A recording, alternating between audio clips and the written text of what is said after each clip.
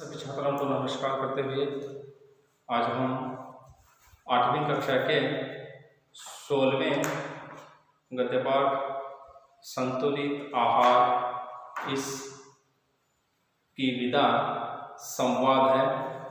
आज हम संतुलित आहार के पाठ के बारे में अध्ययन प्राप्त करेंगे। उससे पहले इस पाठ के निहित आए नए शब्दों को हम जानकर पाठ की ओर बढ़ेंगे तो हमें सुलभता से पाठ मालूम हो जाएगा। तो छात्रों सभी अपने अपने पुस्तकें खोलकर पृष्ठ संख्या 120 देखें। मिठाई शक्कर या गुड़ से बना मीठा पदार्थ, जो हम मिठाई को हिंदी में कह सकते हैं कोई भी या शक्कर या गुड़ से बना हुआ एक पदार्थ को हम मिठाई कहते हैं। उसको हम कन्नड़ में कह सकते हैं सिही तिनिसु, सिही। और साग सब्जी, साग सब्जी इसका अर्थ है तरकारी, कन्नड़ದಲ್ಲಿ ಹೇಳಬೇಕಾದರೆ तरकारी। खराब इसका अर्थ हो गया बुरा, ऐब कन्नड़ದಲ್ಲಿ ಹೇಳಬೇಕಾದರೆ ಕೆಡಕು अथवा नाशा। नमकीन नमक के स्वाद वाला, ಇದರ ಕನ್ನಡದಲ್ಲಿ ಅರ್ಥ ಉಪ್ಪು ಉಪ್ಪು ಆಗಿದೆ ಅಂತ ಹೇಳ್ತೀವಿ ನಾವು। ಉಪ್ಪಿನ ಅಂಶ ಜಾಸ್ತಿ ಇರೋದು ಅಂತ ಹೇಳ್ತೀವಿ। हड्डियाँ इसका अर्थ हो गया अस्थियाँ, इसको हम कन्नड़ में कह सकते हैं ಎಲುಬು, ಮೂಳೆ, अस्थि पंजरा ಅಂತ ಹೇಳ್ತೀವಿ।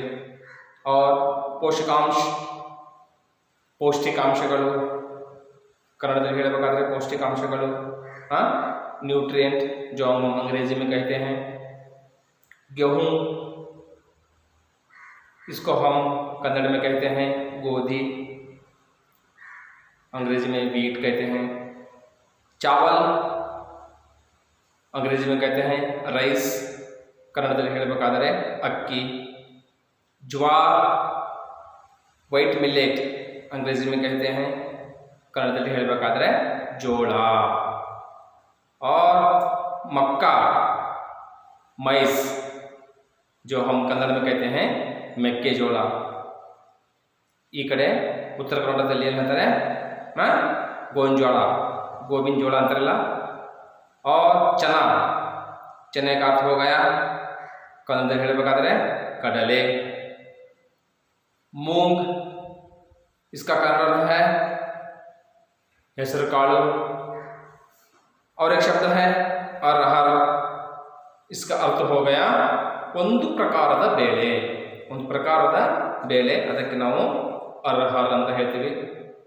फैट्स इसको हम अंग्रेजी में कह सकते हैं फैट्स, और इसको कन्नड़ में कह सकते हैं जिड्डू, जिड्डिन अंश कहते सरीना। और सरसों, सरसों का अर्थ हो गया मस्टर्ड, इसको हम कन्नड़ में कहते हैं सासिवे। मूंगफली ग्राउंडनट, इसको हम कन्नड़ में कहते हैं कड़लेकाई। शेंगा बीजा, शेंगा बीजा भी कहते हैं कड़लेकाई बीजा। और कार्बोहाइड्रेट्स, कार्बोहाइड्रेट्स इसको हम कार्बोहाइड्रेट ही कहते हैं अंग्रेजी में भी। और अंतराल बीच मध्य, अंतराल अर्थात मध्य में, मध्यದಲ್ಲಿ, मध्यದಲ್ಲಿ ಅಂತ ನಾವು ಕನ್ನಡದಲ್ಲಿ ಹೇಳ್ತೀವಿ। और संतुलित इसका अर्थ हो गया बैलेंस्ड, और कन्नड़ದಲ್ಲಿ ಹೇಳಬೇಕಾದ್ರೆ ಸಮತೋಲಿತ, संतुलित। और विटामिन, विटामिन तो आपको मालूम ही है, विटामिन विटामिन अंशಗಳು, vitamin A, vitamin C, vitamin B. ये कौन कौन से पदार्थों में विटामिन ए मिलता है, विटामिन सी मिलता है, विटामिन डी मिलता है, इसके बारे में हम साइंस विभाग में जान लिया है। और खनिज इसको हम कन्नड़ में कहते हैं लवणಗಳು। और एक मुहावरा भी मैं आपको यहाँ पर बताता हूँ, पेट में चूहे दौड़ना, इसका अर्थ है भूख अधिक लगना। अधिक भूख लगना ही पेट में चूहे दौड़ना, इसका मुहावरे का अर्थ कल ಹೇಳಬೇಕಾದ್ರೆ ಹೊಟ್ಟೆ ತಾಳ ಹಾಕೋದು ಅಂತ ಹೇಳ್ತೀವಿ, ಸರಿನಾ? तो ये कुछ नए शब्द इस संतुलित आहार के संवाद में आपको मिल जाएंगे। तो इस संतुलित आहार एक संकलित गद्य पाठ है, एक संवाद है। तो इसका आशय क्या है हम जान लेंगे। आहार के विषय में मनमानी करना उचित नहीं है, बिल्कुल सही है। आहार के विषय में चाहे कौन भी हो, किसी से भी हो, मनमानी करना उचित नहीं है, क्योंकि वो उनकी वैयक्तिक हो गया। उनका वैयक्तिक, जो चाहे जितना खाएगा उतना खा सकेगा, जो कम खाता है और कोई अधिक खाता है, अधिक खाने वाले को हम कम भी खा नहीं कर सकते और कम खाने वाले को हम अधिक भी खा कर नहीं सकते। इसलिए खाने के विषय में कभी मनमानी नहीं करना चाहिए, बिल्कुल सही है। और जो बीमारियों को निमंत्रण देता है, हम अधिक खा लेंगे तो हम बीमार पड़ जाएंगे, हमारा आरोग्य क्या होगा, बिगड़ जाएगा और हमें कुछ गड़बड़ी हो जाएगी। इसके कारण हो सकता है हम अधिक खाना खा लेने से। इस पाठ द्वारा छात्र यह जानकारी प्राप्त करते हैं कि स्वस्थ एवं सुदृढ़ रहने के लिए संतुलित आहार अत्यंत आवश्यक है, बिल्कुल सही है छात्रों। यदि आप स्वस्थ रहना चाहते हैं, यदि आप तंदुरुस्त रहना चाहते हैं, यदि आप सुदृढ़ रहना चाहते हैं तो आहार को संतुलित रूप से खाया करें। संतुलित प्रमाण से आहार का सेवन करेंगे तो आप तंदुरुस्त रहेंगे। यही एक इस संवाद का आशय है। तो चलिए देर न करते हुए हम पाठ की ओर बढ़ेंगे। यहाँ पर देखिए संवाद प्रथम माँ। रोहन बेटा आ कुछ खा लो, माँ ने कहा रोहन से। रोहन कहा नहीं माँ, मुझे भूख नहीं है। रोहन ने बोला माँ से, नहीं माँ, मुझे भूख नहीं है। फिर माँ कही भूख क्यों नहीं? सवेरे से कुछ नहीं खाया है, भूख क्यों नहीं है बेटा? तुमने तो सवेरे से कुछ नहीं खाया, तुमको कैसे भूख नहीं लगी? इस प्रकार माँ ने रोहन से फिर पूछा तो रोहन ने जवाब दिया, सवेरे मैंने चाय पी ली थी माँ, मैंने सुबह सवेरे चाय पी ली थी, इसीलिए मुझे भूख नहीं है। इस प्रकार रोहन ने माँ से कहा तो फिर माँ ने कहा, चाय से कहीं पेट भरता क्या? बेटा चाय से पेट भरता है? नहीं, चाय से पेट नहीं भरता।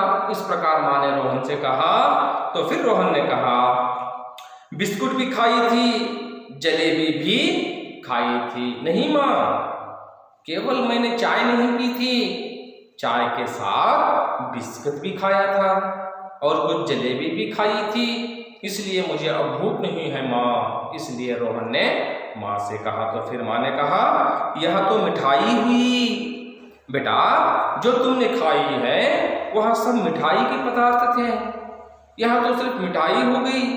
इस प्रकार माँ ने रोहन से कहा तो सुगंधी ने कहा, समोसा भी नहीं खाया है। फिर रोहन की बहन सुगंधी बोली, माँ, रोहन ने तो समोसा भी नहीं खाया है, सिर्फ चाय पी ली है, बिस्कुट खा ली है और जलेबी खा ली है, समोसा नहीं खाया है। इस प्रकार सुगंधी ने कहा तो फिर माँ ने कहा, मिठाई और नमकीन खा सकते हो, क्योंकि शरीर के लिए शक्कर और नमक भी आवश्यक हैं, लेकिन अधिक मात्रा में नहीं। तब फिर माँ ने कहा, हाँ सुगंधी, रोहन ने तो सुबह केवल चाय पी ली है, बिस्कुट खा ली है और जलेबी खा ली है, और तुमने कहा अभी रोहन ने समोसा भी नहीं खाया। हाँ, तुम नमकीन और मिठाई के ये दोनों पदार्थ एक साथ खा सकते हैं, इसमें कोई दिक्कत नहीं है, परंतु याद रहे कोई भी अधिक न खाए। ना तो नमकीन वाला खाएं ना तो मीठा वाला खाएं। कोई भी चीज इन दोनों में से कोई भी आप अधिक मात्रा में न खाएं। आपको जितना चाहें उतना खाएं, क्योंकि शरीर के लिए शक्कर भी उतना ही जरूरी है और नमक भी। इस प्रकार माँ ने कहा तो रोहन ने कहा तो क्या क्या खाना चाहिए? अच्छा माँ, तुमने अभी बताया नमकीन के साथ मिठाई पदार्थ भी हम दोनों खा सकते हैं। हमारे शरीर के लिए शक्कर भी चाहिए और नमकीन भी, नमक भी चाहिए, तो सही है। तो हम क्या क्या खा सकते हैं माँ? इस प्रकार रोहन ने कहा तो माँ ने कहा दाल रोटी, दूध, दही, अंडा, साग सब्जी सब खाना चाहिए। तब माँ ने कहा रोहन से बेटा तुमने सही सवाल किया, बहुत अच्छा प्रश्न पूछा। देखो बेटे, तुम दाल रोटी खाओ और दूध पियो, दही खाओ, अंडा खाओ, साग सब्जी खाओ और सब खाना चाहिए। इसके बावजूद और भी अन्य पदार्थ हैं जो सेहत के लिए जरूरी हैं, आवश्यक हैं, उन चीजों को आप खा सकते हो, परंतु याद रहे समतोलित रूप में खाएं। हाँ? और इस प्रकार सुगंधी ने कहा इससे क्या होता है? माँ तुमने कहा हम दाल रोटी खाएं, चलो ठीक है, दूध पी लें, ठीक है, दही खा लें, ठीक है, साग सब्जी खा लें, अंडा खा लें, सब कुछ खा लें, इससे क्या होता है माँ? इस प्रकार सुगंधी ने अपने माँ से कहा तो माँ ने कहा सब्जी और फलों में विटामिन के अंश होते हैं, उनका सेवन करने से बीमारियों से बच सकते हैं। देखो सुगंधी, तुमने अच्छा प्रश्न पूछा।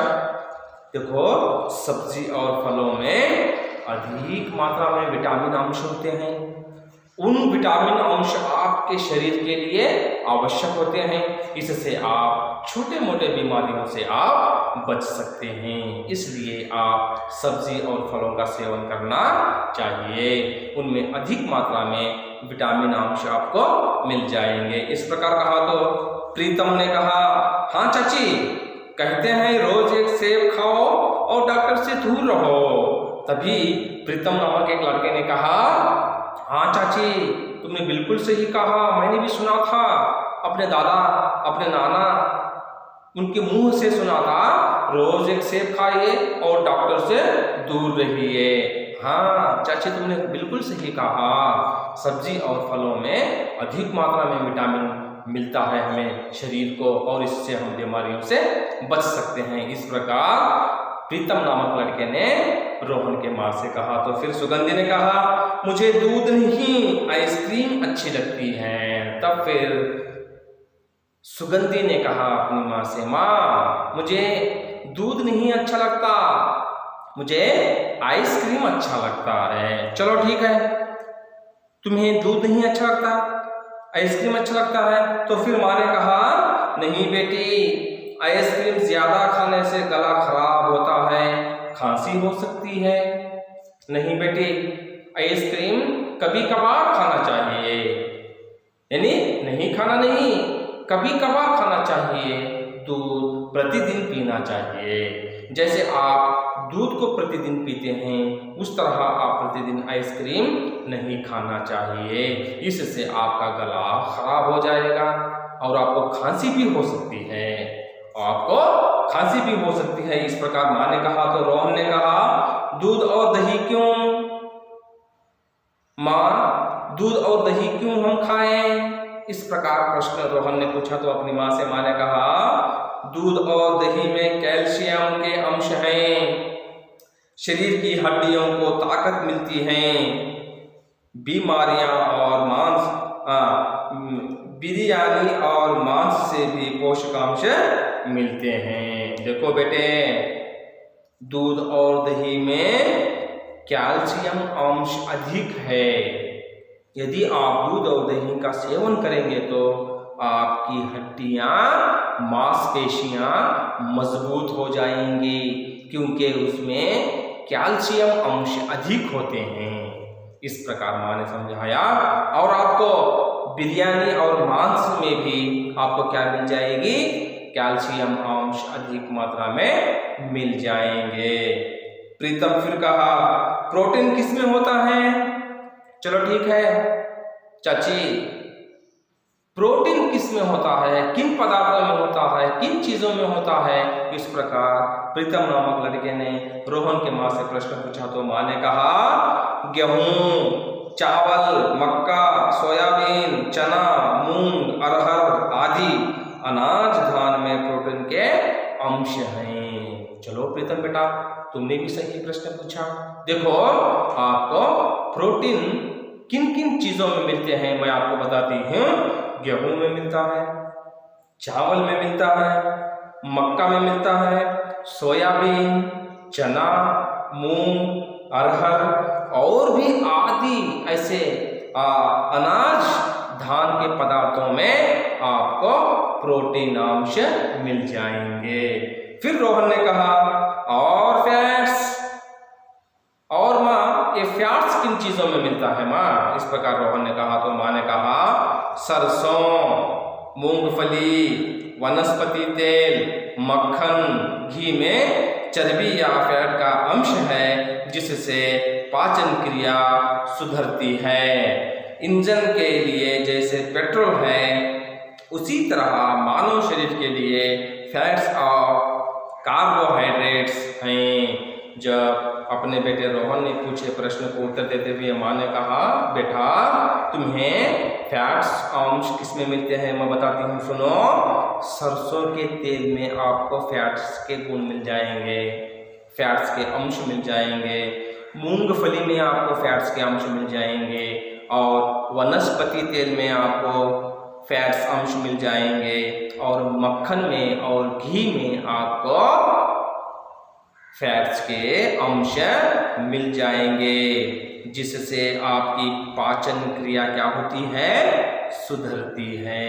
यदि आपके शरीर में पाचन क्रिया कमजोर हो गई है तो इन चीजों का आप सेवन करें तो आपकी पाचन क्रिया क्या होगी, सुधर जाएगी। और जैसे एक वाहन को चलाने के लिए पेट्रोल की आवश्यकता है उसी प्रकार एक मानव शरीर को चलाने के लिए फैट्स और कार्बोहाइड्रेट्स अंशों का होना आवश्यक है। इस प्रकार माँ ने रोहन को जवाब दिया। फिर सुगंधी ने कहा पानी भी पीना चाहिए ना माँ?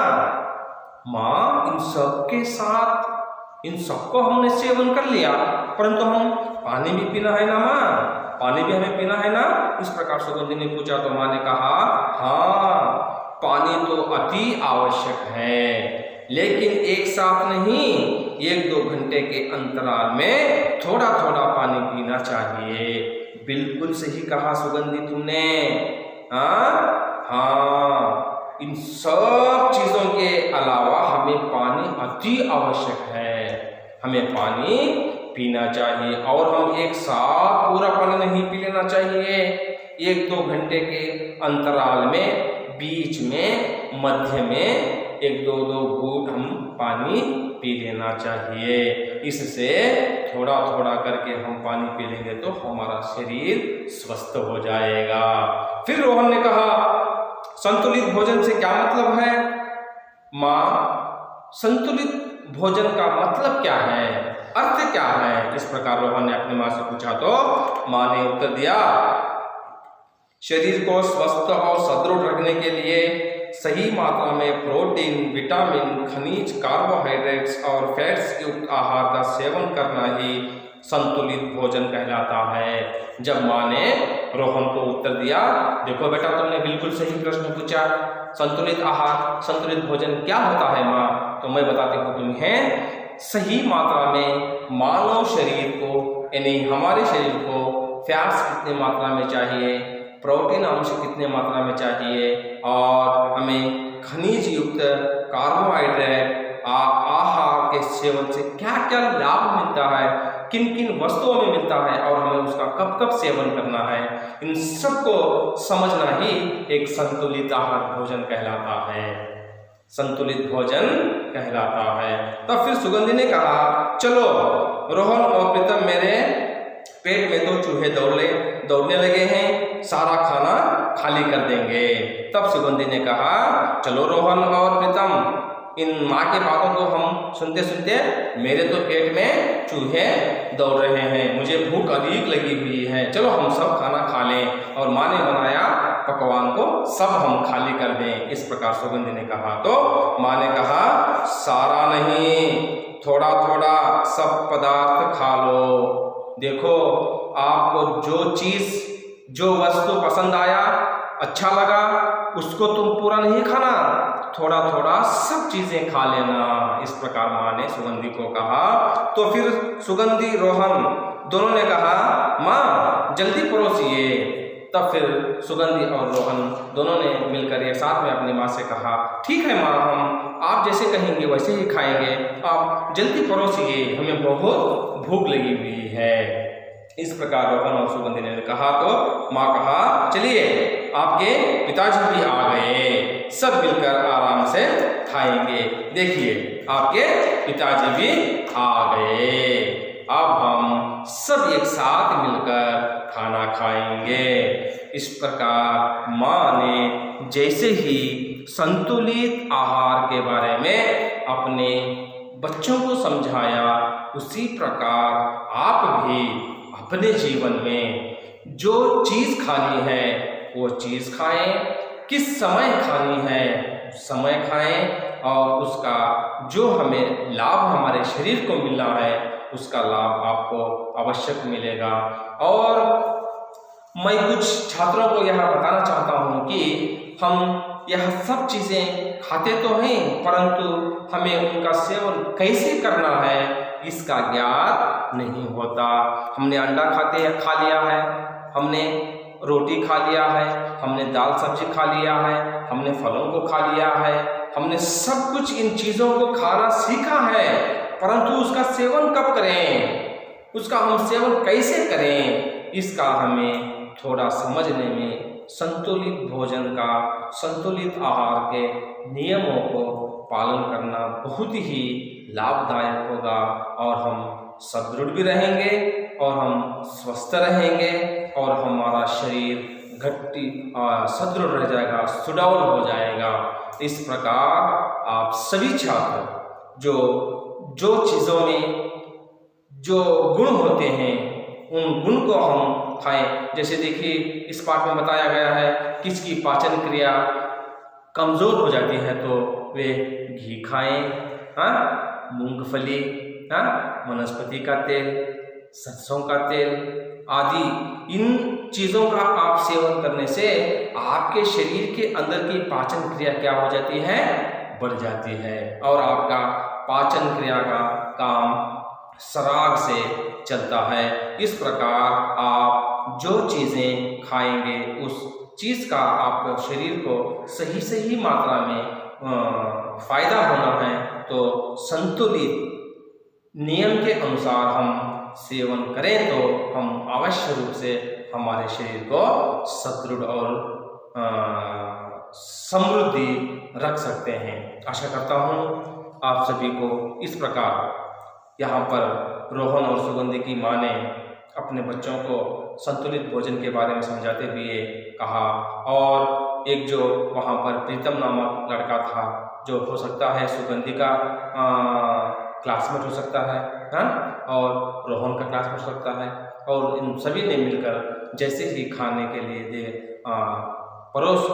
जैसे ही खाने के लिए तैयार हो रहे थे उसी समय उनके पिताजी भी वहाँ पर घर पर आते हैं। और जैसे ही उनके रोहन के और सुगंधी के पिताजी को देखते ही उनकी माँ ने कहा चलिए आपके पिताजी भी आ गए, अब हम सब मिलकर एक साथ खाएंगे।